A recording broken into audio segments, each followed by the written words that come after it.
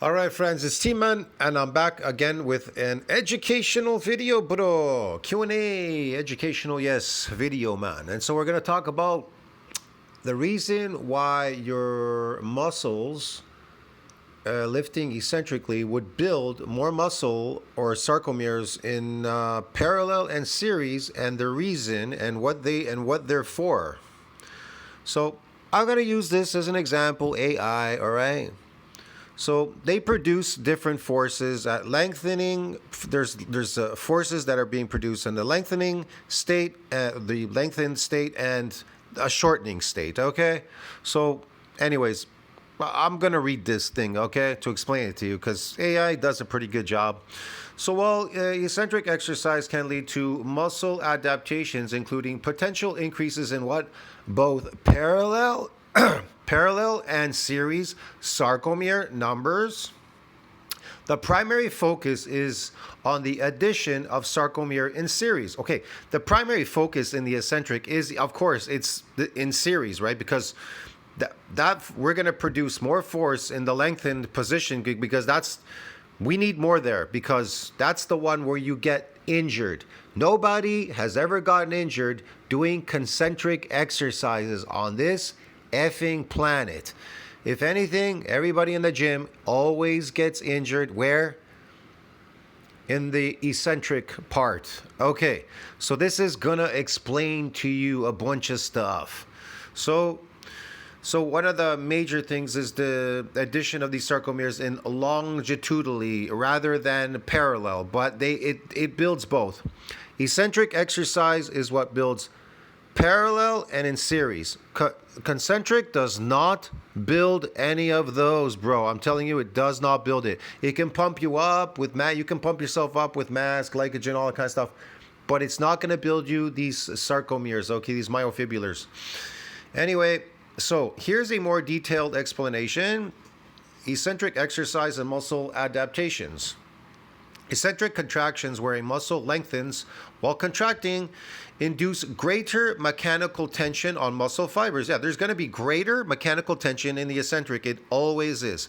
Than concentric. So there you go. Muscle fibers than concentric exercise, shortening while contracting. So there's more there's obviously the mechanical tension is always on the eccentric. The concentric is shortening. There's nothing going on there. Okay, whatever. But I'll explain to you how you can get more force production from eccentric exercise in a concentric contraction, okay? Doing eccentric exercise. Trust me, you're gonna get big, you're gonna get stronger, okay? You'll be stronger than a good majority of people in the gym. I know this from experience, bro. I'm telling you, it works all the time. So, sarcomere addition. The increased tension can lead to adaptations in muscular structure, including the addition of sarcomeres, the basic units of muscle contractions. Yeah. So this is the part. Parallel versus series sarcomeres. Parallel sarcomeres. Adding sarcomeres in parallel, side by side, increases the muscle's cross-sectional area, CSA, leading to greater what? Potential force production. Okay. Force production, yes. Now, we're going to talk about, that's in parallel. Now we're going to talk about in series, the lengthening part. So series sarcomeres in series. Adding sarcomeres in series longitudinally increases the muscle's length, allowing it to cover a greater, listen to what they say, allowing it to cover a greater range of motion and potentially improve its ability to generate force at longer muscle lengths. So which one produces force production at shorter, like it said here at the top, leading to greater force production at what? At a shorter length. What is that? In parallel. So when you get more in parallel, you get more force production in the opposite direction, the shortening part. You know, that the thing that everybody's doing in the gym, concentrically lifting. So that's why you don't have to focus on concentric lifting. If you just do eccentric exercises and build more of these sarcomere in series, they'll build in parallel. So you'll get more force, you'll get greater potential for force production, listen to what they say, leading to greater greater potential force production in what? Concentric lifting. Now, in the shortening effect, you're going to get more in series. So that means longitudinally in length. So what is it going to do? Well, it's going to improve its ability to generate force at what? Longer muscle lengths. So you're going to be able to generate more force longitudinally and in shorter lengths. Okay, dude? So don't tell me that eccentric exercise is not superior to concentric exercise, okay? Concentric cannot do that. It can increase the nervous system, or you can get more motor, you can get some recruit motor units, get some androgen receptors for maximum force production, but you are not growing any sarcomeres if you're not damaging eccentrically. Get it, dude? So anyways, where was I?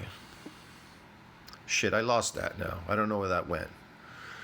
Christ, that was pretty good too. I'm gonna have to look this up now.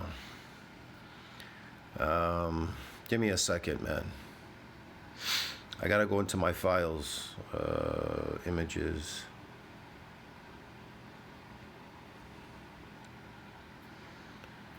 I don't know where I was. Okay, here it is. Sorry, that happens sometimes. Okay, so eccentric exercise and serial sarcomere genesis.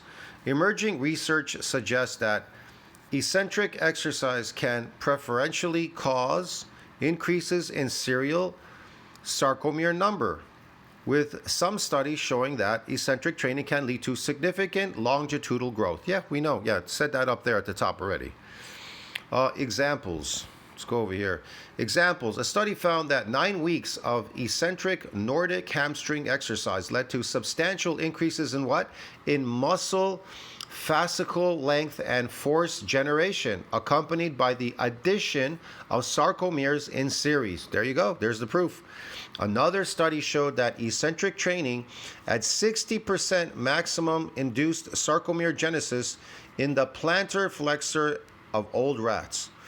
Clinical applications. The adaptation in serial sarcomere number has implications for injury prevention, as it can shift the force length relationship to produce greater force at longer muscle lengths. See that?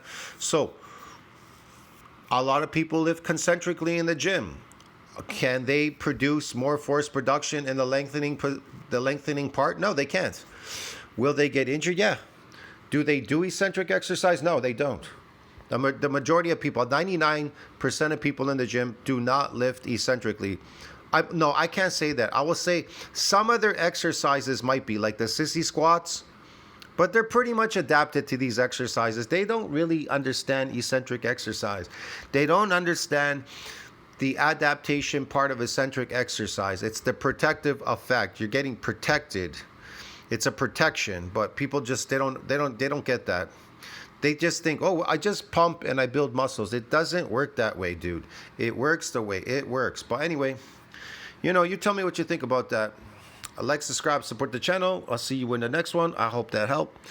Now you understand why eccentric exercise is superior to concentric in every way, because you're building these sarcomeres in series and in parallel, and they give you greater force production. The more contractile proteins you build, the greater force production you can exude, okay? You'll be stronger physically and lifting these weights, whatever, in the gym that you want to do. You'll be